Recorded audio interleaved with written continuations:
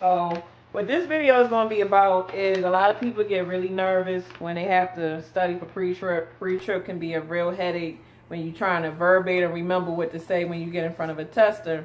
So I'm going to try to help ease some of that by just going over what Prime gives you, which is a handout of what you need to say verbatim.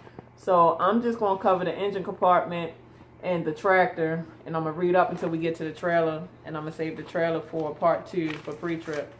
Alright, so you got the engine compartment. Check for leaks under the truck. Now, when you're going to check for leaks under the truck, you're going to stand in front of the truck, make sure it's not leaning from one side to the other, and you're going to look underneath it to make sure there's no puddles underneath, and obviously check to see if your windows are not cracked or anything like that. So, you got your belt-driven alternator, properly mounted and secured, not cracked, bent, or broken. All wires are connected. The belt is not cracked or frayed. The free play is between a half to 3/4 of an inch. General hoses, passenger side, properly mounted and secured at both ends. No abrasions, bulges, or cuts, not leaking. Now, a lot of times, to help you remember when to say no abrasions, bulges, or cuts is when you get to anything that's a rubber hose. Anything that's a hose made of rubber, that is prone to being abrased or bulges or cut. So that's how you know, okay, I need to say no abrasions, bulges, and not leaking. Because if it's a hose, obviously it's responsible for carrying air or some type of something through it. So you want to make sure that there's no leaks.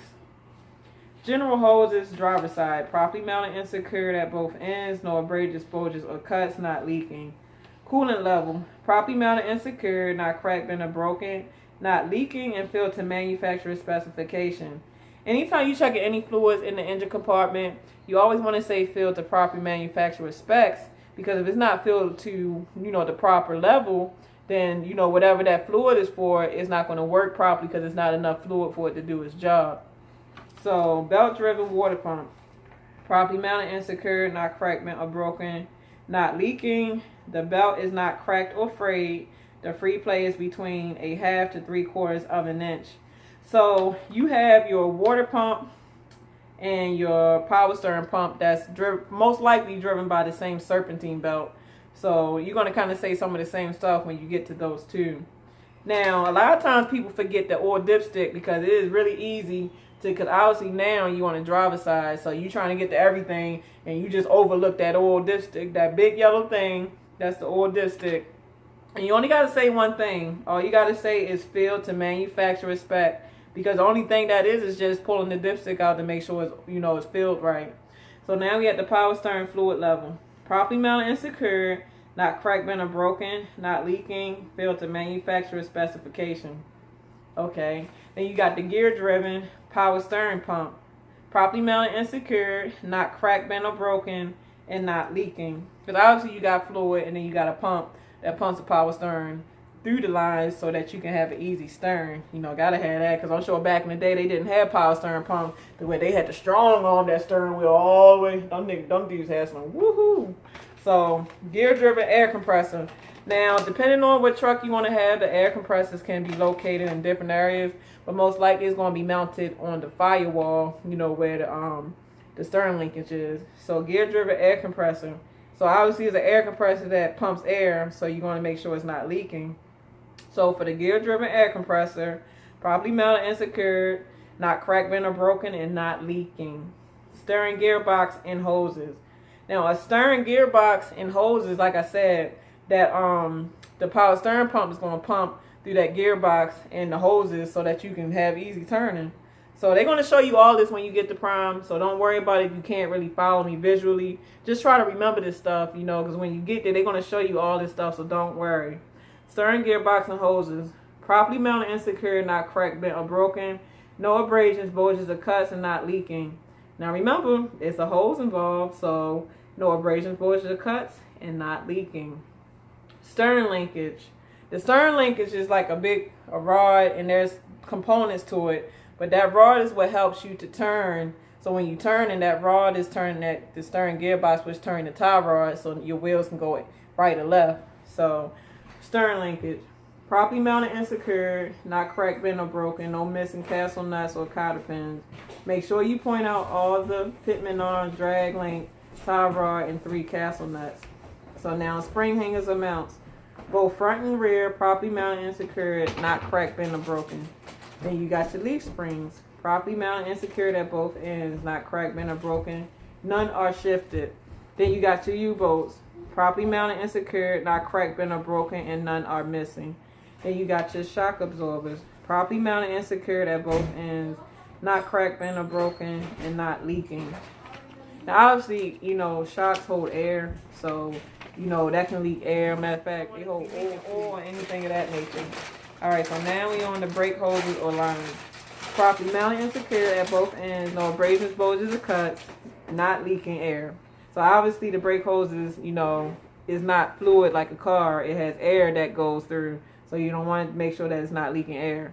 Then you got your brake chamber, properly mounted and secured, not cracked, bent, or broken, and not leaking air.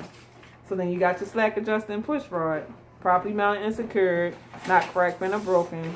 With the brace released and pulled by hand, the push rod shouldn't move no more than 1 inch.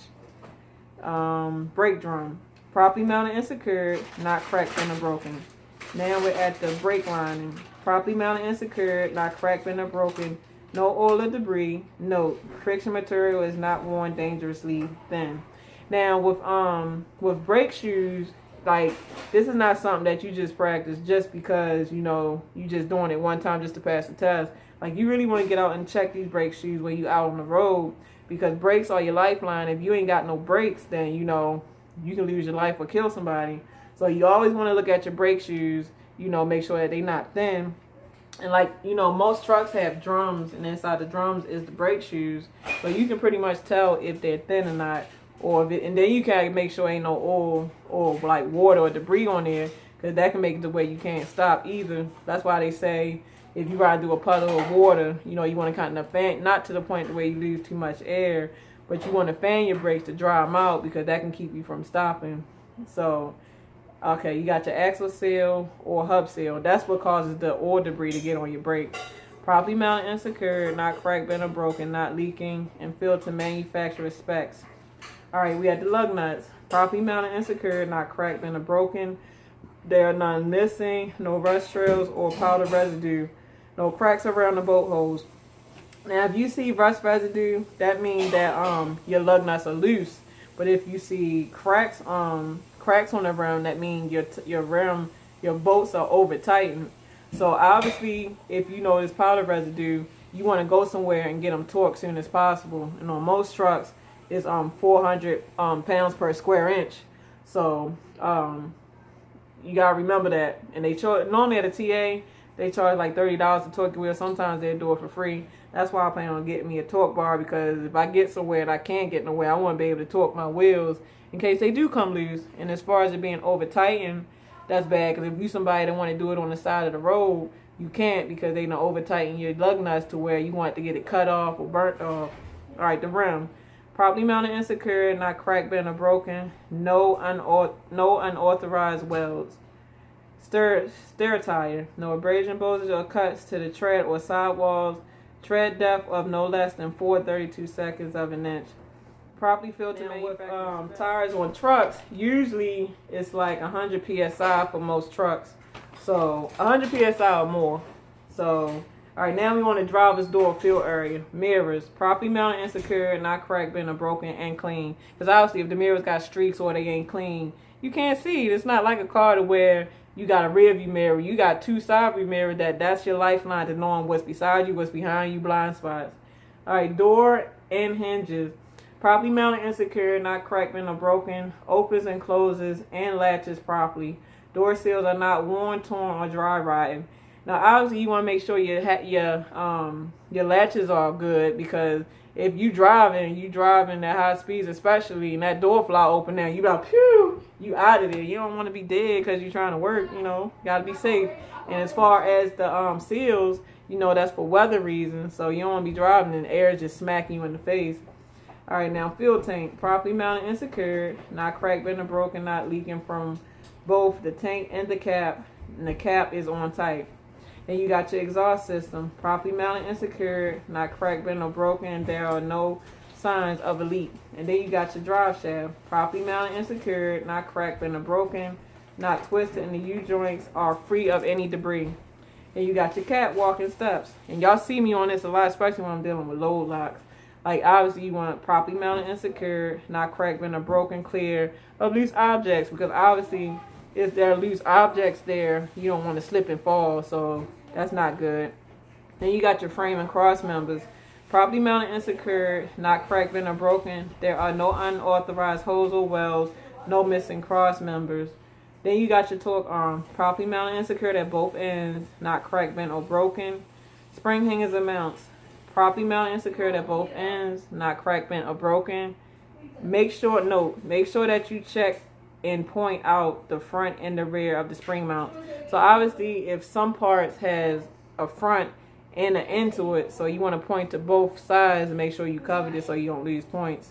All right, then you got your spring arm, properly mounted and secured at both ends, not cracked, bent, or broken. Then you got U-bolts, properly mounted and secured, not cracked, bent, or broken, and none are missing. Then you got shock absorbers, properly mounted and secured at both ends, not cracked, bent, or broken, and not leaking. Now, when you get, because obviously on the truck, you got 3 axles. On the trailer, there's 2 more. So on each axle, they got the same type of suspension part. So some of this stuff is going to sound like it's repeating itself, because it is, because, you know, each axle has their own separate suspension parts. So then you got airbags, properly mounted and secured at both ends, not cracked, bent, or broken. No abrasions, bulges, or cuts, not leaking, no missing mounting bolts. So then we got the brake hose or lines, properly mounted and secured at both ends, no abrasions, bulges, or cuts, and not leaking air. Then you got your brake chamber, properly mounted and secured, not cracked, bent, or broken, and it's not leaking air. All right, so we got one more page left, and then I'm gonna make a part 2. All right, then you got the slack adjust and push rod, properly mounted and secured, not cracked, bent, or broken. With the brakes released and pulled by hand, the push rod should not move more than 1 inch. Then you got your brake drum, properly mounted and secured, not cracked, bent, or broken. Then you got your brake line again, properly mounted and secured, not cracked, bent, or broken, no oil or debris. Fixture material is not worn dangerously thin. Then you got your axle seal, properly mounted and secured, not cracked, bent, or broken, no missing bolts, no leaking, filled to manufacturer spec. And then you got your lug nuts, properly mounted and secured, not cracked, bent, or broken. There are none missing, no rust, trail, powder, residue, no cracks around the bolts or holes. Then you got the rim, properly mounted and secured, not cracked, bent, or broken. No unauthorized welds. Then you got the spacing. Now this is only for people with dual tires. Most likely Prime, most of their trucks got super singles, so this probably won't apply to the majority of the truck. But if you got them dual tires, then obviously you want to make sure you say this. So as far as the spacing, this is only if your truck is equipped with dual tires. Check to see that there is proper spacing between the tires and there is nothing stuck between the tires. Note, if your truck has wide base tires, this doesn't apply, like what I just said. Now tires, no abrasions, bulges, or cuts to the tread or sidewalls. Tread depth of no less than 2/32 of an inch, properly filled to the manufacturer's spec, checked with an air gauge. Now, remember this, a lot of times you got your front drives and your rear drives. You always going to need more tread on the front, which should always be 4/32 or more. And then on your rears, you only need 2/32 or more to pass. So remember, 4/32 or more on the front and 2/32 or more on your rears. So last but not least, your mud flaps, properly mounted and secured, not cracked, bent, or broken. So I hope this helped. I'm willing to do live studies with you guys if you would like. Y'all can get together and email me or when is a good day for y'all, because I don't want to just do it for one person. I want to do it as a group. So if a group of y'all can come together to where we can just do studying together, I'll just do a live feed specifically for that, and I can help you guys to study. If maybe you don't have nobody to